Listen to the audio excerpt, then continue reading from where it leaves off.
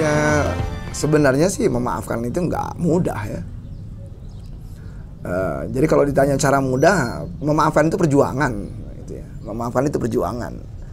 Nah, kenapa? Karena pada waktu kita memaafkan seseorang, kita pertama kali adalah kita merasa terzolimi. Dan kezoliman itu fakta, real. Jadi artinya seseorang hanya bisa memaafkan orang lain adalah pertama adalah dia menyadari dulu bahwa memang ada fakta bahwa saya terzolimi. Nah, hanya saja barangkali adalah sebenarnya pada waktu memaafkan itu hal yang paling penting adalah kita menyadar bahwa ada perasaan yang tidak nyaman dengan terzolimi. Kemudian yang kedua, bahwa ada kemarahan-kemarahan yang muncul pada diri kita ketika kita menghayati diri kita terzolimi. Dan ada barangkali juga adalah ada sebuah harapan-harapan yang sebenarnya juga peluang untuk terpenuhinya kecil ketika kita menjadi orang yang terzolimi itu. Memaafkan itu sebenarnya adalah bagaimana kita bisa bebas dari perasaan-perasaan yang tidak nyaman itu, dari emosi-emosi yang tidak nyaman itu. Jadi tentunya saja ini adalah sebuah perjuangan. Jadi tidak ada cara mudah untuk memaafkan sebenarnya. Karena hal yang pertama kali dia harus mulai menyadari bahwa ada perasaan tidak nyaman, ada perasaan buruk yang dia alami. Kemudian dia perlu adalah untuk membebaskan diri dari perasaan-perasaan yang nyaman, tidak nyaman dan perasaan buruk ini.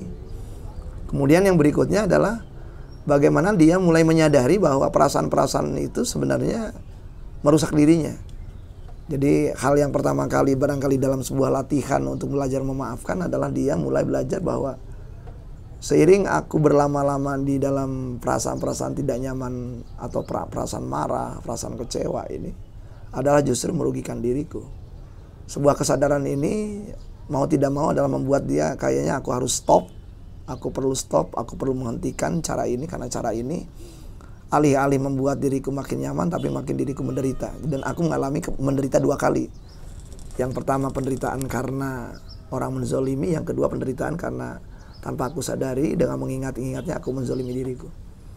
Nah, setelah itu dia baru bisa gitu ya, baru belajar saya perlu sayang sama diri saya.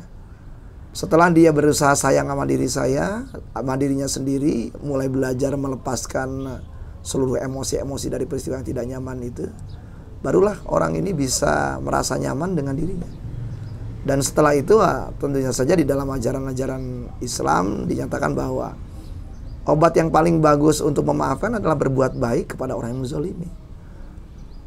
Jadi kalau misalnya kita mau berlatih, apalagi yang baru belajar tasawuf, pada berlatih yang paling baik untuk memaafkan adalah bagaimana kita tetap berbuat baik kepada orang yang menzolimi kita. Bahkan berbuat yang melampaui kebaikan-kebaikan yang sudah kita pernah lakukan untuk itu. Dan sebagian pengalaman-pengalaman orang-orang yang belajar dari mursyid, mereka mendapatkan pengalaman-pengalaman latihan atau riadah seperti itu.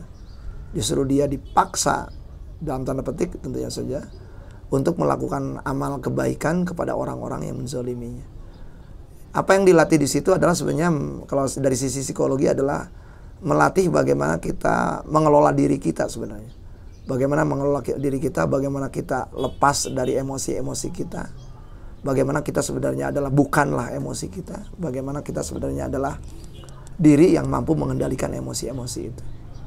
Jadi kalau misalnya ada sebuah pernyataan adalah bahwa sayangilah orang yang menzolimimu, ya kasihannya orang yang menzolimimu, atau berbuat baiklah kepada orang yang menzolimimu.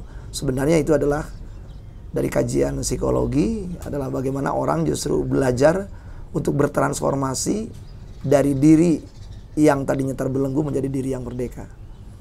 Jadi mungkin kalau dicari tahu gimana sih cara memaafkan yang cepat? Yuk, cepat-cepatlah bertransformasi diri dari diri yang diperbudak menjadi diri yang merdeka.